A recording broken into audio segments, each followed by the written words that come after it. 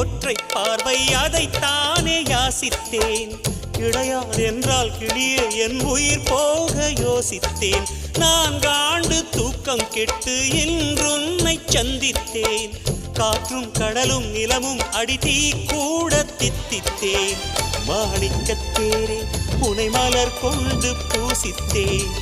என்னை நான் கிள்ளி இது நிஜம்தானா சோதித்தேன். இது போதுமே இது போதுமே இனி என் கால்கள் வான் போகுமே. என்ன அழகு எத்தனை அழகு கோடி மலர் கொட்டிய அழகு இன்றெந்தன் கை சேர்ந்ததே.